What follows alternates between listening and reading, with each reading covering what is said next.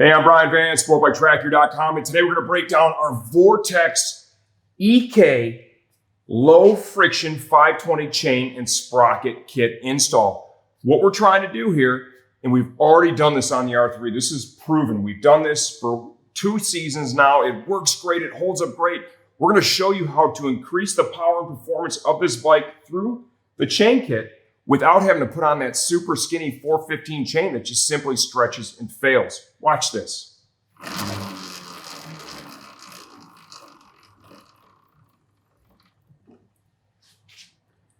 And after this, Caleb's going to show you what the OEM one looks like. That is going to be friction.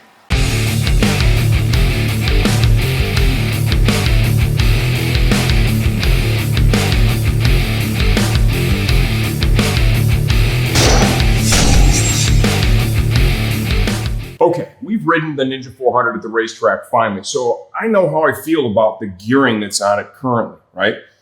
I'm gonna, with this chain and sprocket kit, install stock tooth count. So you're probably asking yourself, well, why in the hell do you want to put a chain and sprocket kit on it? What's wrong with the OEM one that came with it? My goal with this, right, this isn't a street mod that we're doing here, this is a track mod. I want to remove drivetrain friction. Look at that. That is going to be friction created by the O-rings in the O-ring chain that hold the grease in the chain. When I install, look at this Vortex sprocket, man, that green is absolutely kick-ass. When I install this 520 kit on this bike, I'm going to be using the EK 3D motocross off-road chain that is non-O-ring. Why am I doing that? Because it offers a lot less drivetrain friction than an O-ring chain does. We've already done this on Max's R3 and we've proven it over a couple of seasons. The first chain that I put on, I replaced it to replace it this year. It was on there all of last year. The kid rides a ton. It held up great, 0 issues. There are some other riders out there and tuners that are putting, I think it's the 415 kits on these bikes, and that chain is super small.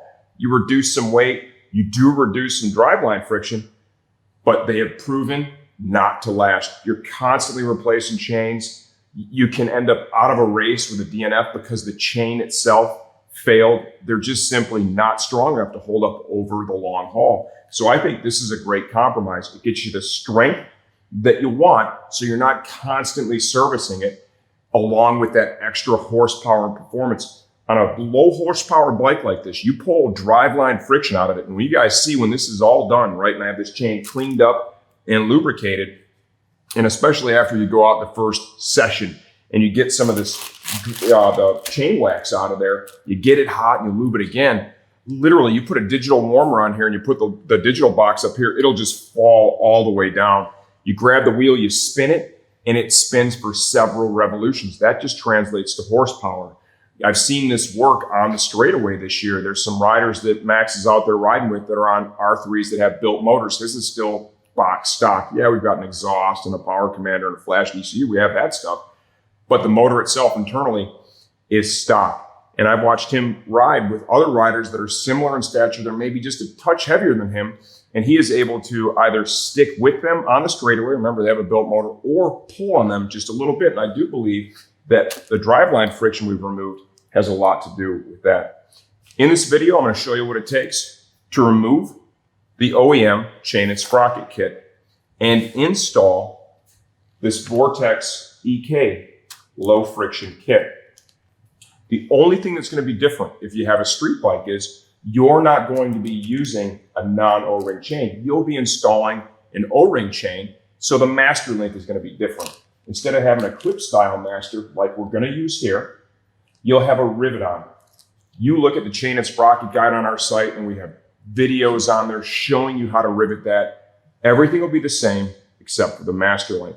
One other thing I am going to do when installing this is I'm going to look to lengthen my wheelbase a little bit. That is something that I've always personally preferred, is to have the bike a little bit longer. We did that with Max's, and running these bikes with the 140, 110 setup, they steer very fast.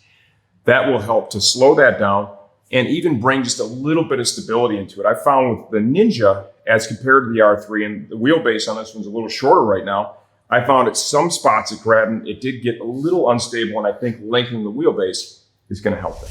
Okay, here we go. What do we got to do this? You know, our bike might look a little bit different than yours, but in the end, it's going to be pretty similar. I actually like to leave the front sprocket cover on here because we lube the shit out of these chains, and that stuff just flings everywhere, and this really captures a lot of it. So even on the R3, I leave the cover on, just keeps the bike cleaner. Got two 8mm hex heads, got a 5 internal hex here with a T-handle. This is going to expose our front sprocket right there. First thing I want to point out is the washer they're using to retain the front sprocket nut. You can see how they actually fold that over, press that over the edge of the nut to prevent the nut from breaking loose. You should be able to reuse that washer. This is just a chisel, and I need to get in here and just get behind it, and it's really cleaned over pretty good, so be patient. Get that chisel worked in there and start to spread it out.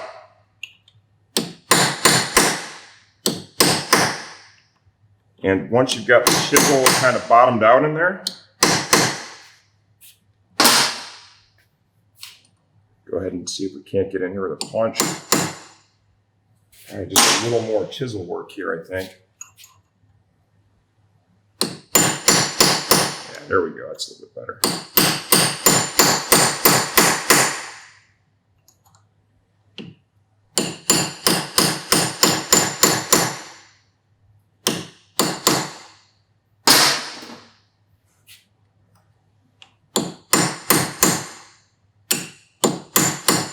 The goal is to reuse this.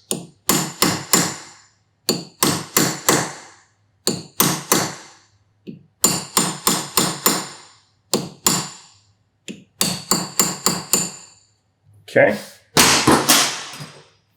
I do have an impact here, and I could use that to break this nut loose, but I like to try to keep the videos set up in such a way that you can do this with tools that most people are going to have at home. So what I did is I took a long 1/2" extension here, and you can see I put electrical tape on it in strategic places where it's going to contact the wheel and the swing arm because I don't want to damage anything. I'm going to use that to hold the wheel in place.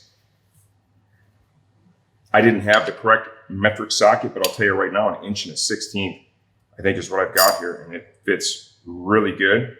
So we'll go ahead and use a 1/2" ratchet to break that loose.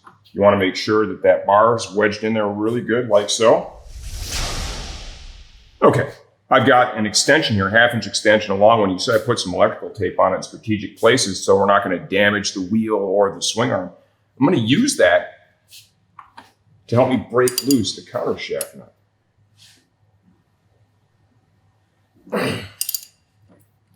Be warned, that is on there really tight. And notice that I did that before breaking the chain, okay? You want to take that off beforehand. If you have an impact at home, I would encourage you to use that to make your life easier. That thing was on there really flipping tight. We're going to need to reuse all that. The extension here, we'll use this when we tighten everything up afterwards. Now breaking the chain. There are just a ton of ways to do this. What I'm going to do here is I have this old Regina chain breaking tool. This thing works really well. And effectively what you're doing is you're just literally pressing the head right off of one of the rivets on the continuous OEM chain.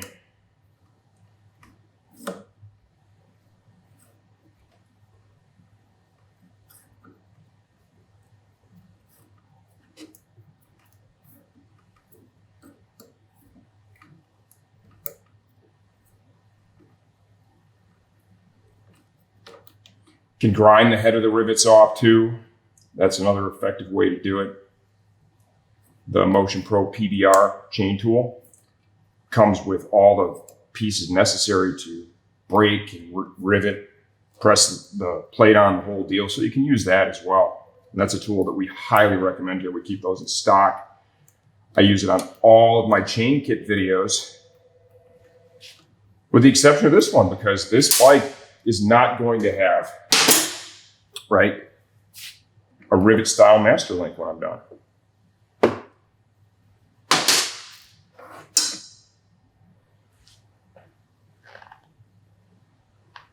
And you can kind of see how that holds its shape. That is the friction simply from the O-rings, okay? Just give you a quick comparison here. I love all the chain wax on these things. Stuff is just so nasty. See that? There's nothing. There is no resistance there. So you get a pickup here, right? In reduced friction. Reduced friction equals more power. The negative is it just simply takes more maintenance. You know, Max's bike, I'm always cleaning the chain. And then at the track, we're keeping that thing lubed. I'm going to hit it, you know, at least at lunchtime too. Race weekend before he goes out there. You want to make sure I put a little MPPL on it and then some of the synthetic chain lube as well. The MPPL really penetrates into the links, and then the external lubrication, right? And, you know, even the synthetic lubricant does kind of work its way in there, but that MPPL really does a great job of penetrating. And pull that off. I mean, just look at that difference.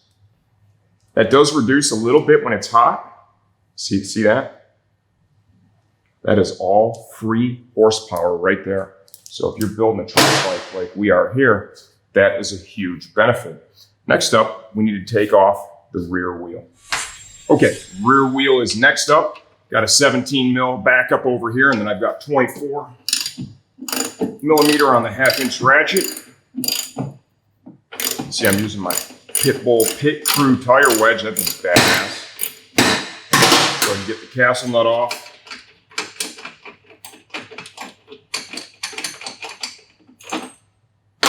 While I'm in here too, I'm going to do some of these chain adjusters. See that? How these things just literally flop it all over. Kind of cover that a little bit in this video too. Pull the axle, roll the wheel back, caliper off. This was an ABS equipped bike. We've since removed that, and now we're ready to install a sprocket on the rear wheel.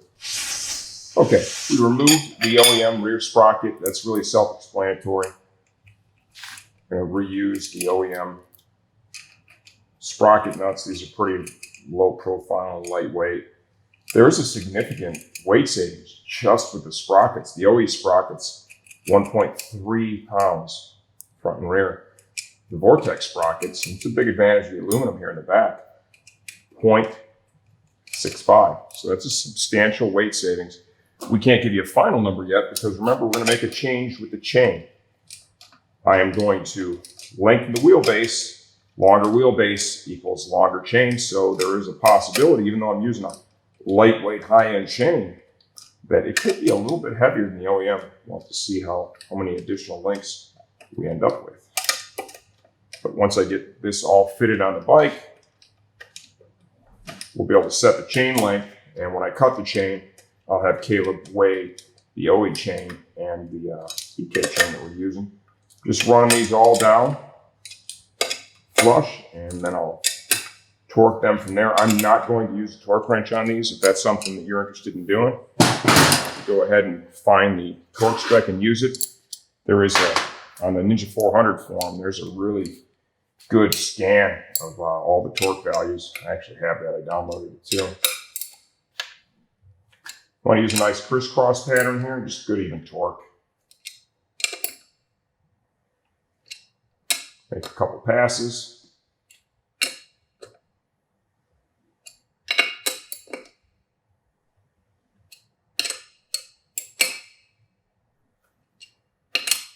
These are locking nuts too, so they're not. And you put good even torque on these, you're going to be good to go.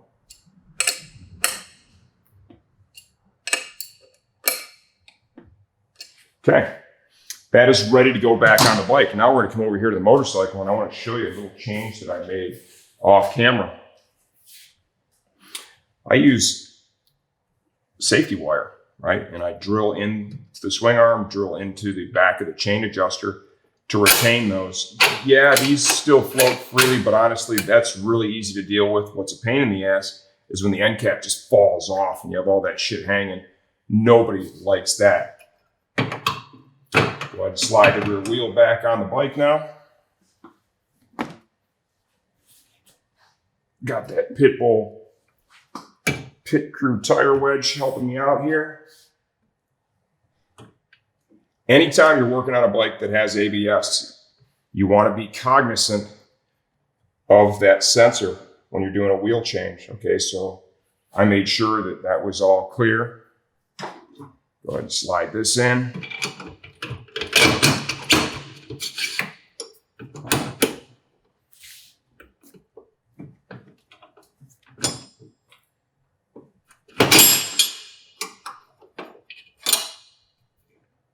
Went back to the OEM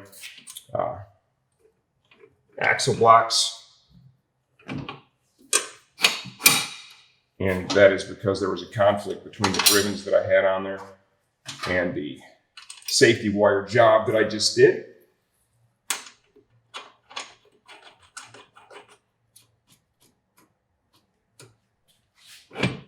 Kind of slide that back. I've got plenty of rear brake line. That's good. Now we need to get our front sprocket on. This is really important. The rear sprocket is very simple, okay? That just simply bolts right to the cush drive. Front sprocket was mounted like so. This was the inboard, right? Like that. You need to make sure that these are on the same plane, okay? That is really, really important because if they're not on the same plane, you're going to introduce driveline friction. You don't want that. So take your OE sprocket and you want to orient it just like it was on the bike, okay? And you can see that boss right there.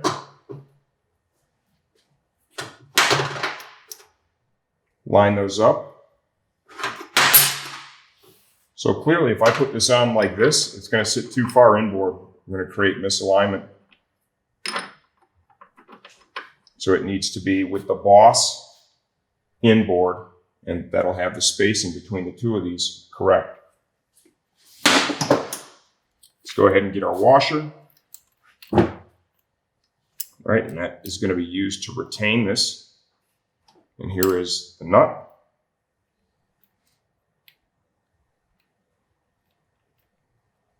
I will not use a torque wrench on this either. Fair.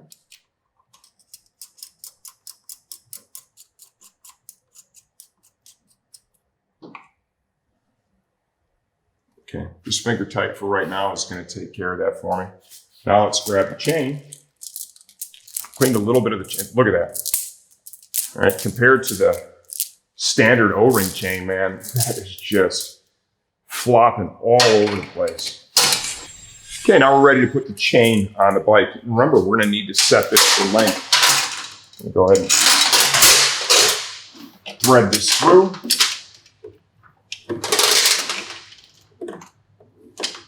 We need to set our axle, okay?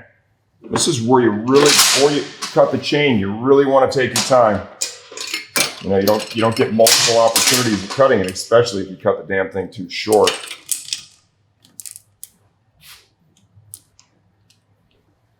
I've set the axle right now, the axle adjusters, so that we're basically 2 marks from all the way back, okay? And I can only pull the chain so tight with my hands.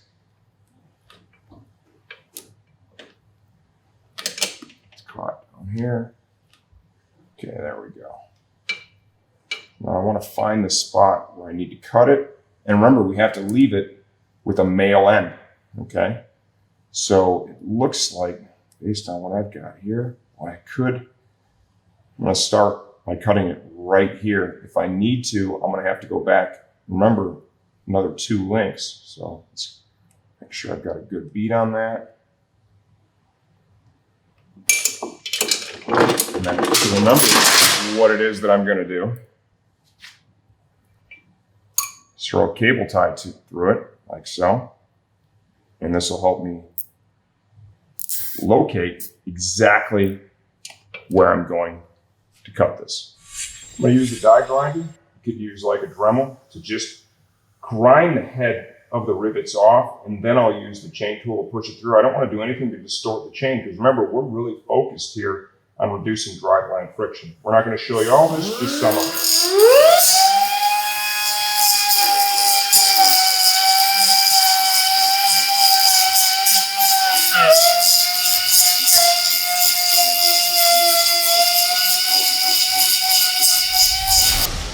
Okay, once you got the head of it pretty much cut off, it just makes it push through a whole heck of a lot easier. And just go ahead and use whatever tool that you broke the OEM chain with. You see that took like nothing now. Just push that through.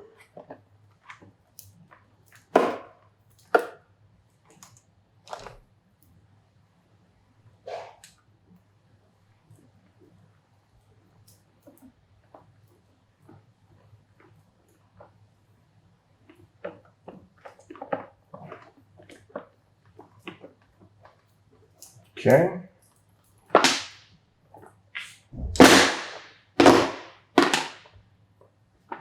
Like so.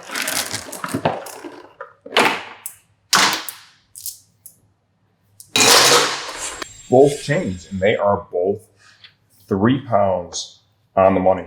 I've got a little bit of the chain wax out of the other links. Just want to make sure that it's lubricated, you know, inside the holes, that initial install. Like so. Let's grab our plate. And when you're using a standard master link like this, a clip style link, you saw that plate just slides on there with no resistance. As we go through this video and I get everything set up, one of the final steps that I will take is going to be securing this link with some safety wire and some silicone. Now you want to get your clip link. Use a pair of needle nose pliers. Slide that bad boy over like so. Then you need to grab a hold of it.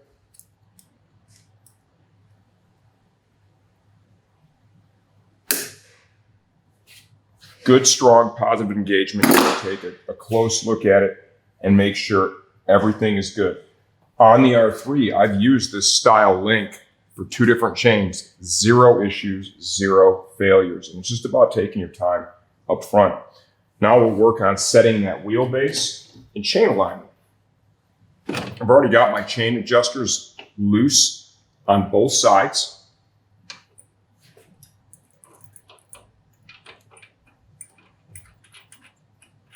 And we're also going to need to land on a reasonable chain slack measurement. Okay, and we're going to go stock but to the loose side of the OEM chain slack. Okay, before we go much further, what I want to do now is I want to put a little tension on the rear axle. Okay, so as I begin to set the chain slack, just have a little tension there, right? So the axle's just not sliding back and forth without any resistance.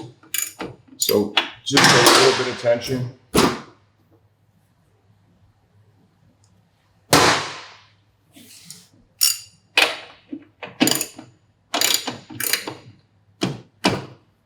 Like so. And then eyeball the marks, right? Let's find a good starting point. Looks pretty even from side to side. Just finger tight, like so. The OEM specification is 20 to 30 millimeters of slack. We're going to want to stay to the high side of that. A lot of different ways to measure it. You know, this tool from our friends over at Motion Pro is really pretty bitchin'. Like using this quite a bit.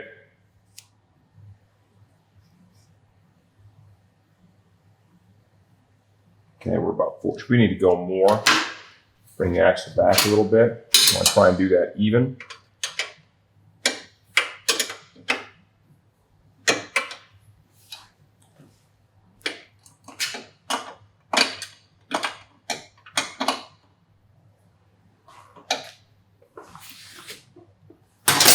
Feels like it's going to be too tight.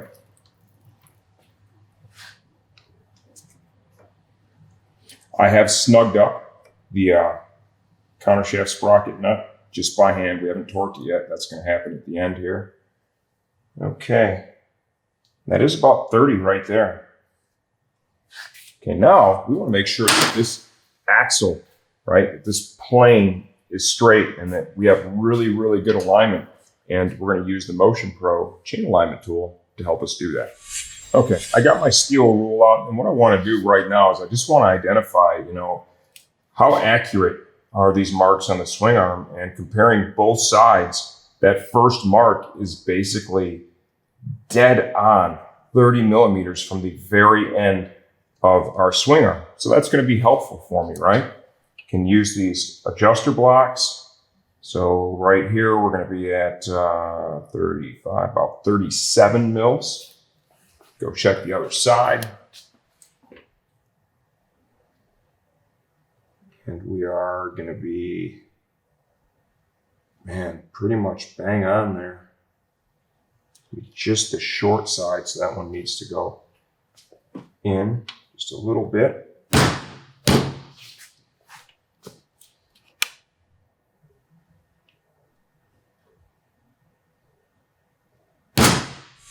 Okay, I've got the axle even.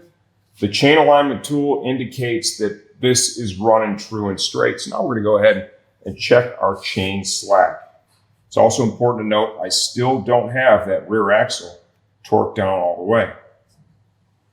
Okay, we're going to be just a little over 30 there. So what I want to do is equal amounts on each side. I want to tweak this, okay? Tighten it just a little bit. Go about 1/8 of a turn.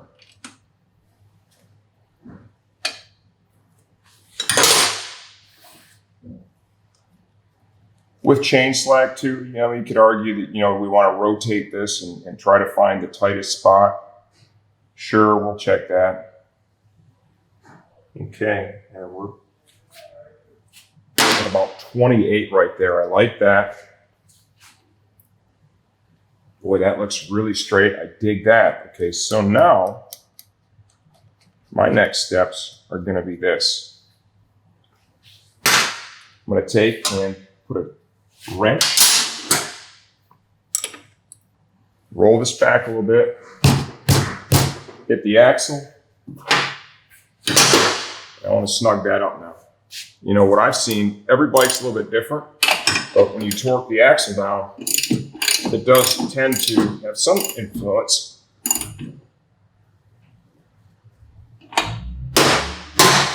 on the chain slack. Look at that. I mean, that's still with the chain wax on it. It's not the good lube yet.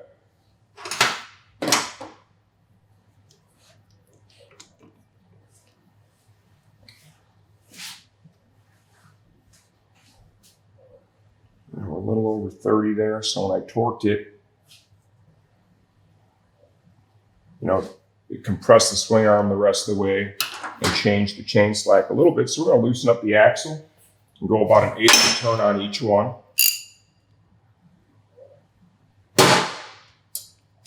It's important to note too that after the first session, you want to take a look at it. You don't really want to freak out too much about the chain slack. You want to keep an eye on it for sure. See if it's stretching right away. A quality chain like this really won't.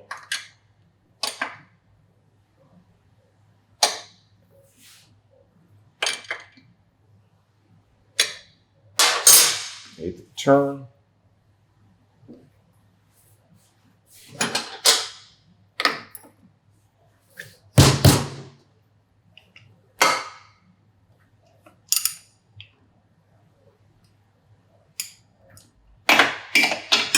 Torque on the axle.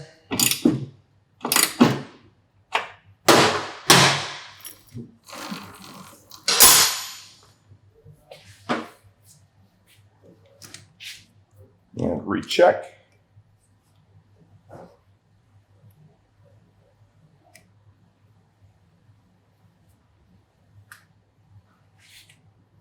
We're right at 30 now.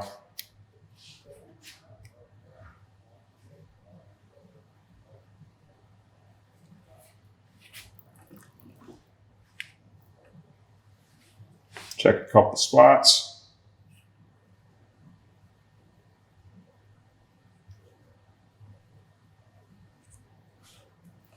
Pretty darn even.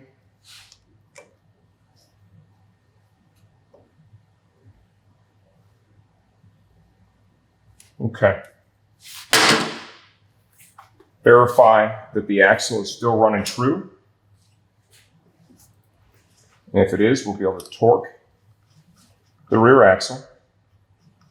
And make sure you tighten down these chain adjuster jam nuts. It's super important to get that.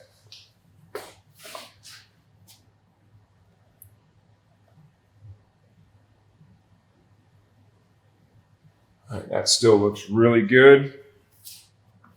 Let's get the steel ruler out.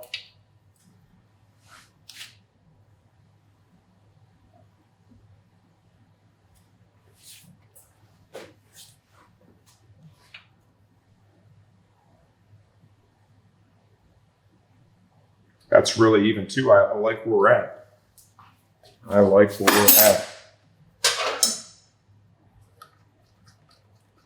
Okay, we're getting close to being finished here.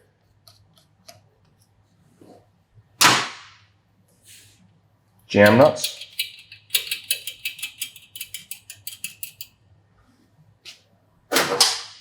Make sure you use a backup wrench.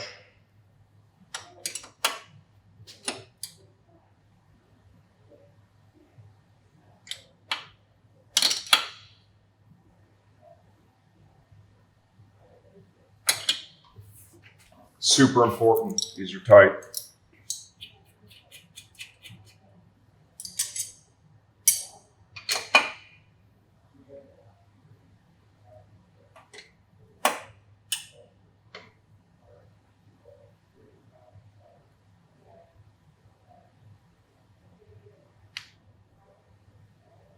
Okay, torque wrench and torque that out.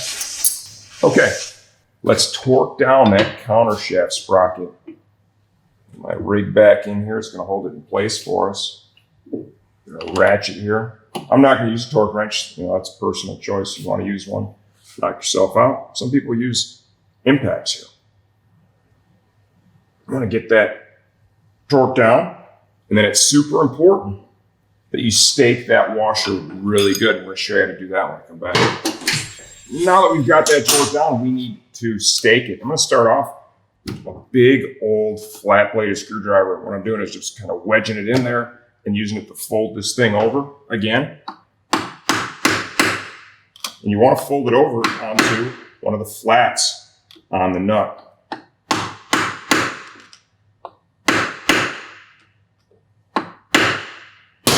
Like that. You can kind of rotate the screwdriver too. This is a super important step. This washer can be used a couple of times before it needs to be replaced. So I would say that right now we're still good to go.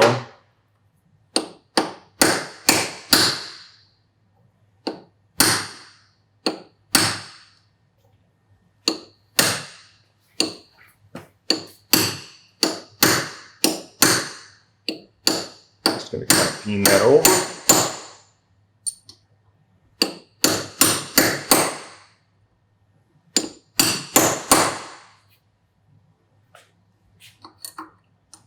Doesn't need to look beautiful, but it needs to be functional.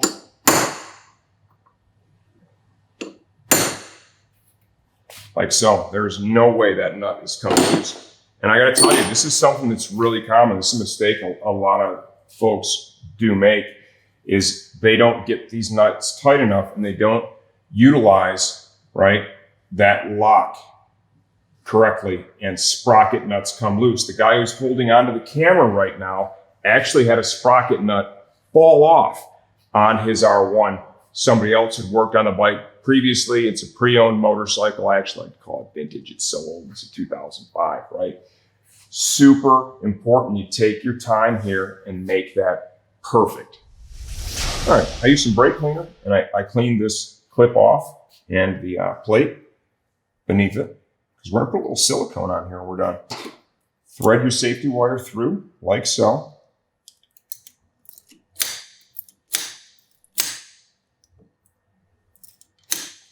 And this is just a good little safety here, okay? Just trying to hedge our bet. And what this is going to do, it's basically, just going to prevent the plate from wanting to open up, okay? Get it down nice and tight. And then we'll trim it and roll the tail over.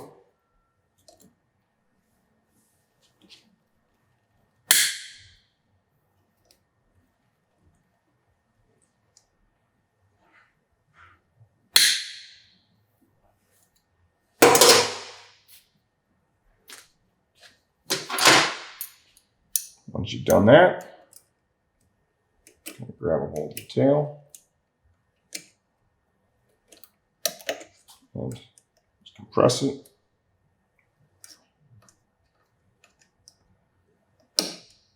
Like so.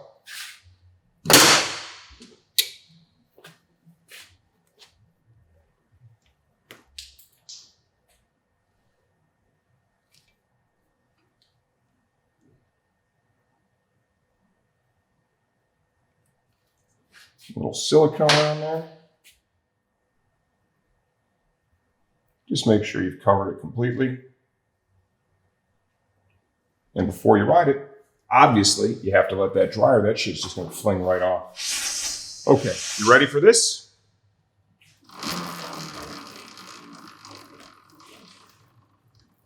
Let's do it again.